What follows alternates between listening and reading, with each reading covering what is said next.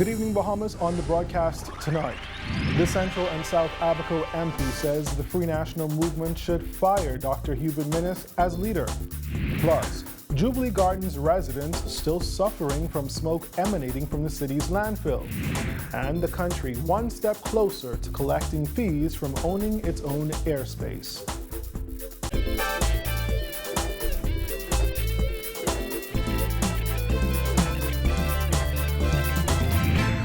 News is brought to you by Alive, the nation's newest and best LTE network.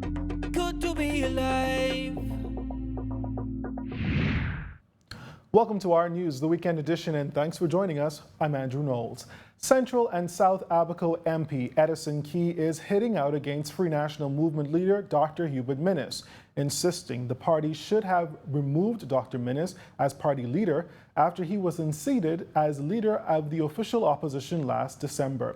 Our Jasmine Brown has more of his candid comments in this report. Minnis was removed as leader of the official opposition last December after Key and 6 other FNM MPs wrote to the Governor General expressing no confidence in the Killarney MP. Minnis was replaced by Long Island MP and 2-time leadership contender Loretta Butler Turner. Key insists the higher-ups in the party should have taken immediate action and fired Minnis as party leader. What should have happened when we signed that petition after much deep consideration? The party, the stalwart council or whatever they call themselves, should have called an urgent meeting and should have explained to him Loretta leads the party for the parliamentary group. But they didn't do anything but give us 7 days they were going to expel us. Well, it's almost 3-4 months and nobody's expelled. Why?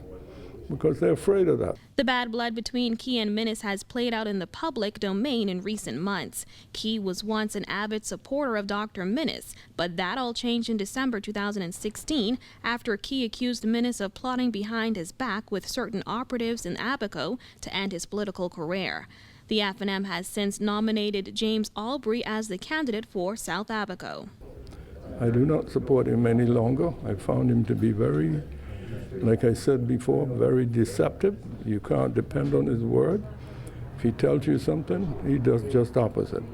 And I was the only member that sat in the House of Assembly on the FNM side that supported him.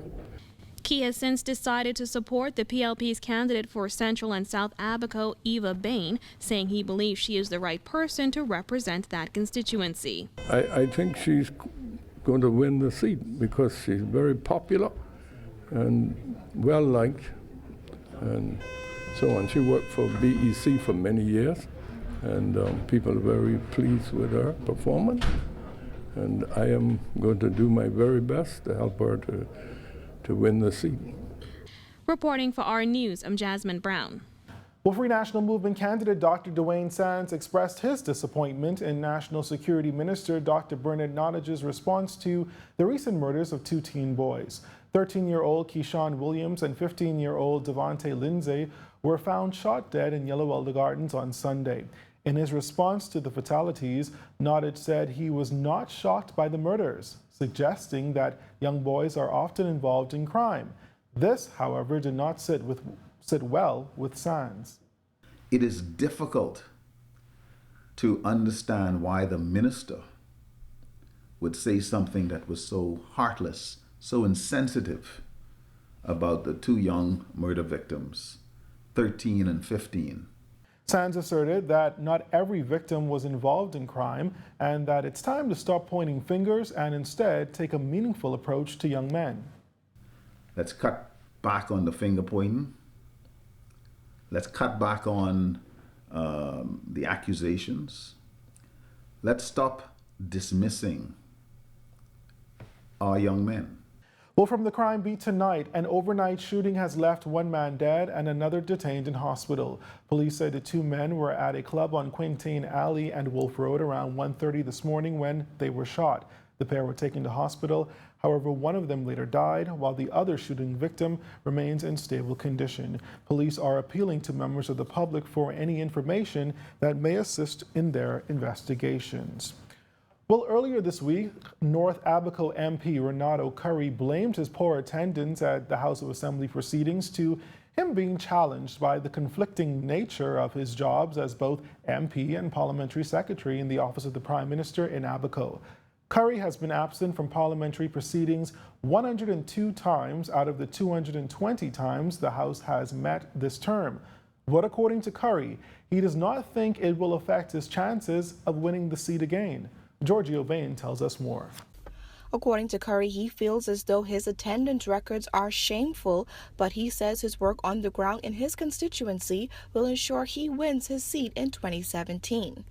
While Curry admitted earlier this week that his poor attendance records were a surprise to him, when pressed by reporters, he said while he regrets the low numbers, he apologized to the leader of the House of Assembly, and now he is ready to apologize to his constituents because he knows that the numbers really matter to some voters. But even with 4 others challenging Curry for his seat, he says he's not worried. You know, we have now maybe about 5 different candidates vying for the North Abaco seats. I think it's the most for any particular seat. So it speaks of the significance of the seat. Of course, it's the seat of the former Prime Minister. And, you know, a lot of people, it has some significance in being that.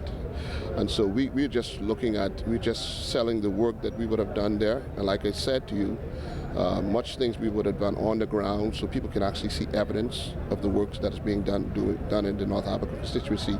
Curry said he's now looking into securing some form of lodging in New Providence to make it much more convenient in keeping that balance. However, he maintained that his performance as an MP should not be judged solely on his attendance record. I would have worked as hard as I can as a parliamentary secretary to the Prime Minister under his directives, and we would have sought to advance Abaco, in which I feel we have done. When you look at job or unemployment in Abaco, that has gone down tremendously. We were able to create a number of jobs, entrepreneurship, whether it is at Baker's Bay or some of the other resorts like Mining Bay, and now the boutique hotels that are coming on stream. We did a number of things in that constituency.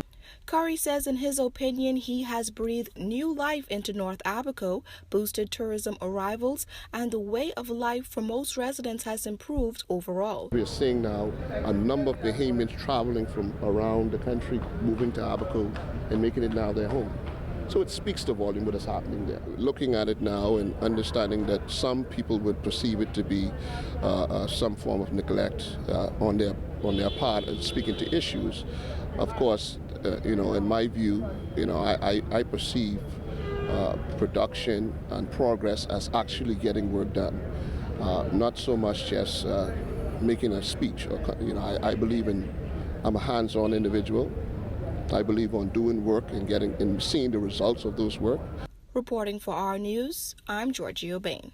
With less than a month to go before Phase 1 of the mega Baha Mar resort opens, President of Baha Mar, Graham Davis, is sending a personal message to all of the resort's anticipated guests. In a Facebook video post, Davis gave assurance that come April 21st, they will be ready. It's no secret that the history of Baha Mar has been defined by ups and downs, great accomplishments and setbacks.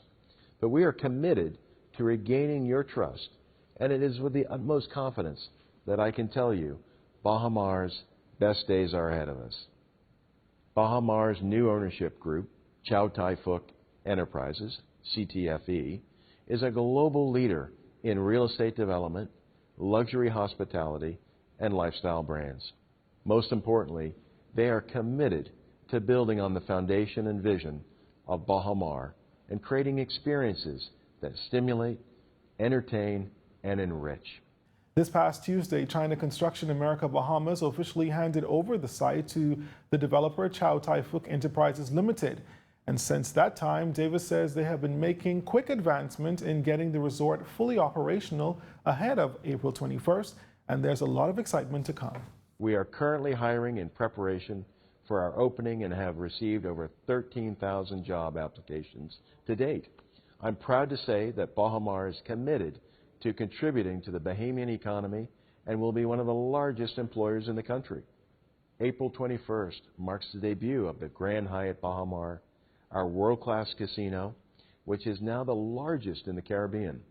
The Royal Blue 18-hole Jack Nicklaus signature course, globally recognized 30,000 square foot spa, a selection of exciting restaurants, bars, nightclub, pool areas, and state-of-the-art fountain shows with music, film, and lights.